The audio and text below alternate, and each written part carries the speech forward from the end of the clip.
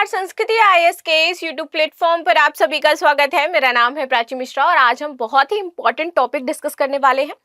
हाल ही में Kolkata high court ने एक बहुत ही इंपॉर्टेंट फैसला दिया और इसके तहत उन्होंने कहा कि 2010 के बाद जितने भी ओबीसी सर्टिफिकेट्स बने हैं पश्चिम बंगाल में, उनको क्या है, रद्द कर दिया जाएगा। अगर इसकी बात की जाए तो लगभग 5 लाख ओबीसी सर्टिफिकेट हैं जो इस फैसले के बाद रद्द होंगे। लेकिन अब यहाँ पर मुद्दा ये होता है कि क्या उन सर्टिफिकेट्स के तहत जिन भी युवाओं को नौकरी मिली थी, क्या वो नौकरी चली जाएगी? उस सर्टिफिकेट्स के तहत वो जो लाभ उठा पा रहे थे, क्या वो अब उठा पाएंगे? या फिर इन सर्टिफिकेट्स के तहत जिनकी नौकरी प्रोसेस में थी, यानी कि फाइनल अभी उनका रिजल्ट नहीं आया है, डीवी करा करके वो आ गए हैं, ओबीसी सर्टिफिकेट उन्होंने लगा दिया है, तो क्या उनकी नौकरी पर इफेक्ट पड़ेगा? तो इन्हीं सारी चीजों पर हम डिटेल से डिस्कशन करेंगे। तो चलिए शुरुआत कर लेते हैं आज के लेक्चर की। और यहां पर सबसे पहले बोला गया है, कलकत्ता हाई कोर्ट ने वर्ष 2010 के बाद पश्चिम बंगाल में जारी किए गए सभी ओबीसी प्रमाण पत्रों को रद्द करने के दिशा निर्देश जारी किए हैं, फैसला सुना दिया है। बात करें मामले की, तो यह मामला आपका 2012 से चल रहा था। सर्टिफिकेट को लेकर के जो आपकी याचिका है, जनहित याचिका है, वो दायर करी गई थी। लेकिन इससे पहले, इस मामले की तरफ चलने से पहले, कुछ दो स्टूडेंट हैं जो बहुत ही होनहार स्टूडेंट्स हैं, इनके बारे में मैं आपको बताना चाहती हूँ। कल मैंने एक वीडियो अपलोड किया था तो इन दो बच्चों ने बहुत अच्छे कमेंट किए थे उनमें, तो मैं इनको थैंक्स एंड प्रेज करना चाहती हूँ। एक का नाम है मनीष कुमार MKV5524 इनकी आईडी है, और दूसरे शायद अपना नाम इनको खुद ही पसंद नहीं है तो इन्होंने यहाँ पर लिख नहीं रखा है।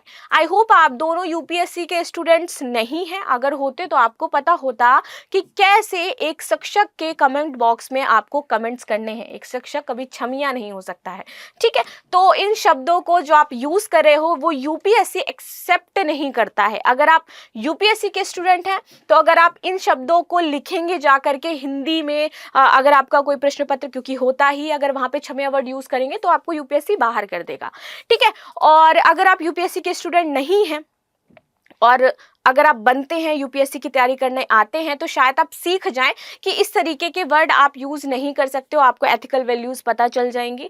और मेरी मानिए तो आप लोगों के लिए ये प्रोफेशन है नहीं, आप यूपीएससी कर नहीं पाएंगे, आपसे हो नहीं पाएगा, विद ड्यू रिस्पेक्ट आप दोनों की, क्योंकि आप लोग इस लाइन में सुटेबल नहीं है। आप पॉलिटिक्स में जाइए, आप गुरु बनिए, लाइक पॉलिटिक्स में जाएंगे तो आप प्रज्वल रेवन्ना जैसे कोई बड़े बड़े काम हैं वो आप कर सकते हो। और यदि आप जाते हो इस वाले सेक्शन में, लाइक संत गुरु महात्मा बनते हो, तो आप सभी जानते हो कि आसाराम बापू का आपने नाम सुना होगा, आश्रम सीरीज आप में से बहुत सारे लोगों ने देखी होगी, तो वो आप पर सुटेबल है, सूट करेगा आपको।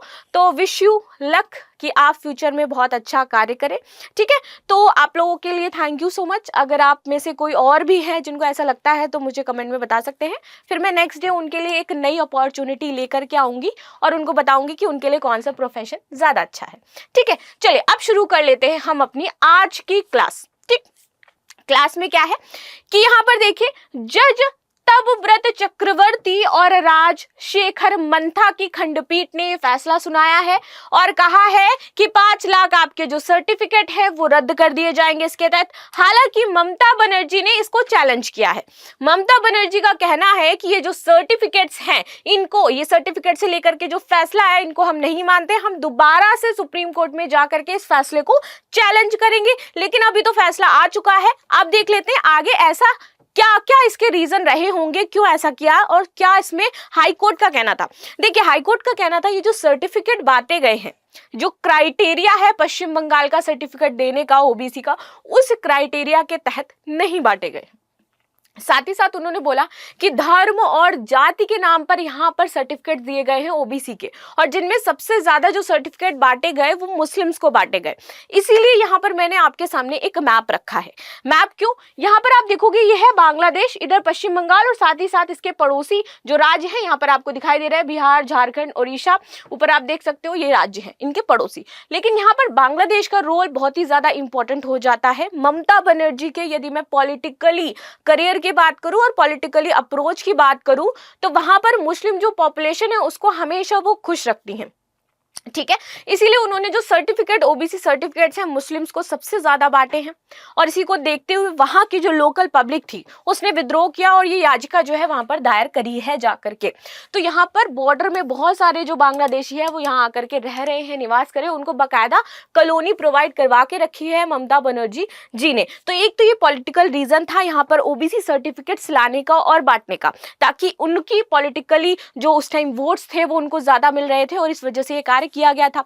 चलिए अब आगे बात कर लेते हैं क्या चीजें थी। मामला ये था 2012 में आया सामने निकल करके, जब ये सर्टिफिकेट अप्लाई हो गए, दे दिए गए, तभी 2012 में इसको लेकर की याचिका दायर की गई थी वकील सुदीप्त दास गुप्ता और विक्रम बनर्जी द्वारा कलकत्ता हाई कोर्ट में, कि ये सर्टिफिकेट्स हैं, इनको देखिए, ये मामला जो है ये साफ सुथरा नहीं लग रहा है। ठीक, उन्होंने कहा कि वाम मोर्चा सरकार ने 2010 में एक अंतरिम रिपोर्ट के आधार पर पश्चिम बंगाल में अन्य पिछड़ा वर्ग बनाया था और इस अन्य पिछड़ा वर्ग को उन्होंने नाम क्या दिया था, ओबीसी ए नाम दिया था। ठीक, अच्छा, बंगाल सरकार ने 42 वर्गों को ये ओबीसी प्रमाण पत्र जारी करने की बात कही थी, 42 वर्ग, ठीक है, जिसके तहत अलग अलग वर्ग के लोग इसमें शामिल हो रहे थे।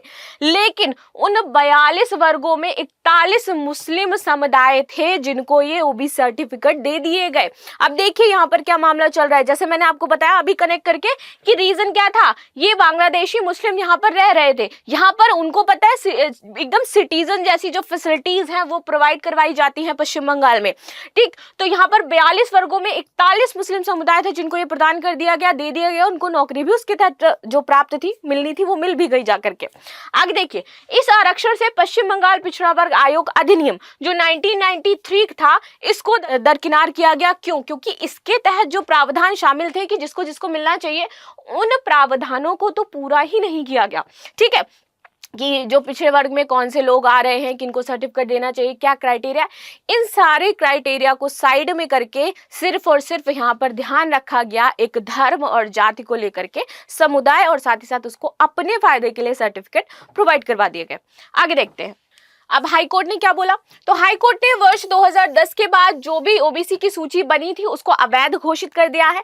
साथ ही साथ उन्होंने बोला है कि ओबीसी प्रमाण पत्र कानून के पूर्ण अनुपालन में नहीं बनाए गए थे, जो कानून था उसके तहत नहीं बने हैं, इसलिए मान्य नहीं होंगे। लेकिन यहाँ पर हाई कोर्ट ने एक बहुत ही अच्छा जजमेंट दिया है जो कि सभी युवाओं को ध्यान में रख के दिया गया है कि जिन भी युवाओं को इस ओबीसी के तहत नौकरी मिल चुकी है उनकी नौकरी नहीं छीनी जाएगी। जो वो लाभ प्राप्त कर रहे हैं, चाहे वो उनका कोई आधार कार्ड के तहत या फिर उनको ओबीसी सर्टिफिकेट के तहत उनको राशन दिया जा रहा हो, कोई अन्य सुविधा क्या, या फिर वो किसी योजना का लाभ उठा रहे हो जो सिर्फ पर्टिकुलर इसी सेक्शन के लिए हो, वो योजना वो चला पा रहे थे। ठीक है, तो उनसे ना योजना का लाभ छीना जाएगा, ना ही उनसे सरकारी नौकरी छीनी जाएगी। और साथ ही साथ यहाँ पर यह भी कहा है कि जो सरकारी नौकरी पाने के प्रोसेस में थे, प्रक्रिया में थे, अपना डीवी करा के जो स्टूडेंट आए हैं, डीवी दे करके आए, तो उनको भी कैंसिल नहीं किया जाएगा। लेकिन आज से इसके बाद कोई भी वो ओबीसी सर्टिफिकेट जो है वो यूज में नहीं आएंगे। अब नए ओबीसी सर्टिफिकेट जो है वो बनाए जाएंगे,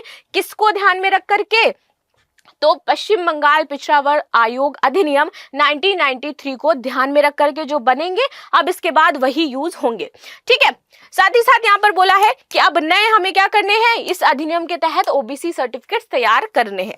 आगे बात कर लेते हैं अन्य पिछड़ा वर्ग ओबीसी आरक्षण की। देखिए, अन्य पिछड़ा वर्ग के तहत कौन कौन से लोग शामिल होते हैं और भारत के संविधान में किसको कहा गया है कि ये पिछड़ा वर्ग है, अनुच्छेद के तहत क्या क्या यहाँ पे चीजें वर्णित की गई है, इसको समझेंगे। तो अन्य पिछड़ा वर्ग में नागरिकों के वे सभी वर्ग शामिल हैं जो सामाजिक और शैक्षिक रूप से पिछड़े हैं। ठीक, कि उनको शिक्षण में वो उतना अच्छा कार्य नहीं कर पाए हैं, किसी न किसी वजह से पूर्व में जो समस्या उनके साथ रही हो, या फिर वो सामाजिक रूप से पिछड़े हैं। ठीक है, संविधान के अनुच्छेद 15(4) के तहत राज्य के पास किसी भी सामाजिक और शैक्षणिक रूप से पिछड़े वर्ग यानी ओबीसी उन्नति के लिए विशेष प्रावधान करने की शक्ति है कि उनको क्या करें, हम मेन स्ट्रीम में लेकर के आए। देखिए, इसके लिए एक बहुत छोटा सा एग्जाम्पल है जो शायद आप लोग जानते भी हो या ना जानते हो। ठीक, ये मान लेती हूं मैं कि ये हमारा सामान्य वर्ग है। ठीक, ये SC ST में आ जाते हैं, ये ओबीसी आ जाते हैं। अब सामान्य वर्ग के बराबर यदि सबको लाना है तो ये हमें सबको सेम स्टूल प्रदान करना चाहिए। ठीक है, देना चाहिए, आपके अकॉर्डिंग क्या है, समानता उनको देनी चाहिए। समानता हमारे यहाँ है भी, हमारे संविधान में वर्णित है। लेकिन ये जो लोग कुछ पुराने कारणों की वजह से बहुत पीछे रह गए हैं, जिसका कारण हम ही हैं। ठीक है, सामान्य वर्ग को यदि मैं कहूं कि जिसका कारण हम ही लोग में से कोई एक या उनके हमारे पूर्वज रहे होंगे, तो यदि उनको हमें इसके बराबर लेके आना है और इस मेन स्ट्रीम में शामिल करना है, तो इनको हमें नीचे से क्या है, थोड़ा सा सपोर्ट देना पड़ेगा, हील, क्योंकि हाइट बराबर करनी है तो उसके लिए कुछ तो चाहिए। तो यहाँ पर इस नाम पर आरक्षण दे दिया गया कि ठीक है, आपको हम कुछ ना कुछ आरक्षण देते हैं, जिसके तहत क्या है, आप सभी समाज की मेन स्ट्रीम में आ जाओगे और हम सभी क्या है, एक समान हो जाएंगे। वो बात अलग थी कि शुरुआत में आरक्षण की जो बात की गई थी वो सिर्फ 10 साल तक की गई थी, लेकिन जब पूरा ये देखा गया कि सिनेरियो कि अभी भी हमारा जो SC ST है या OBC वर्ग है वो बहुत ही ज्यादा पिछड़ा है, अभी भी मेन स्ट्रीम में नहीं आया, तो उसको और आगे बढ़ा दिया गया। इसके बाद अभी देखोगे EWS आपका जो इकोनॉमिक वीकर सेक्शन वाला आ गया है आरक्षण, वो भी देखने को मिल रहा है, 10% दिया जाता है आपको। ठीक है, तो उसके तहत प्रदान किया गया था। संविधान के अनुच्छेद 16(4) के अनुसार राज्य सरकारें अपने नागरिकों के सभी पिछड़े वर्ग के पक्ष में नियुक्तियों या पदों के आरक्षण हेतु प्रावधान कर सकती हैं, और यहाँ पर अलग अलग स्टेट में अलग अलग क्षेत्र अपने अकॉर्डिंग आरक्षण के लिए प्रावधान कर सकते हैं। यहाँ पर ये बात कही गई है। ठीक है, जिसका राज्य की राय में राज्य के अधीन सेवाओं में पर्याप्त प्रतिनिधित्व नहीं है उनके लिए। ठीक, तो मान लीजिए चाहे वो यादव वर्ग आ रहा हो कोई, या उससे नीचे कोई वर्ग आ रहा हो, उनको वो मेन स्ट्रीम में लाना चाहते हैं, तो पर्टिकुलर एक सेक्शन को राज्य अपने अकॉर्डिंग आरक्षण प्रदान कर सकता है राज्य सेवाओं में। साथ ही साथ महिलाओं को भी आप देखोगे हर राज्य अपने अकॉर्डिंग वहां पर आरक्षण देता है, कहीं पर 30%, कहीं पर 20%, कहीं पर 50%, इस प्रकार से प्रदान किया जाता है। तो यहाँ पर ये जो आरक्षण प्रदान किया जा रहा है, किसके तहत किया जा रहा है, संविधान के अनुच्छेद 16(4) के तहत किया जा रहा है। ठीक, ये आप समझ गए। चलिए आ जाते हैं राष्ट्रीय पिछड़ा वर्ग आयोग, इसके बारे में समझेंगे, इंपॉर्टेंट क्यों है, और ये आपके लिए बहुत ही ज्यादा महत्वपूर्ण हो जाता है, एग्जाम में पूछा जाता है, इससे क्वेश्चन जरूर आते हैं। ठीक है, तो वर्ष 1950 और 1970 के दशक में काका कालेलकर और BP मंडल की अध्यक्षता में क्रमशः 2 पिछड़ा वर्ग आयोग की नियुक्ति की गई। ठीक है, काका कालेलकर आयोग को प्रथम पिछड़ा वर्ग आयोग के रूप में जाना जाता है, और वहीं यदि मैं बात करूं दूसरा, तो यहाँ पर 1992 में इंदिरा साहनी मामले में सर्वोच्च न्यायालय ने सरकार को निर्देश दिए कि विभिन्न पिछड़ा वर्गों के समावेशन और बहिष्करण पर विचार करने एवं साथ ही साथ जांच तथा सिफारिश करने के लिए एक स्थायी निकाय का गठन किया जाए, जो उनकी सिफारिशें सुने, जो उनकी समस्याओं को समझे, और साथ ही साथ ये उनके साथ कुछ गलत हो रहा है तो उसको समाज में लेकर क्या है, सरकार के सामने उनके जो एक होता है ना कि मुखिया के तौर पर पेश किया जाए, उनकी समस्याओं को हल किया जाए।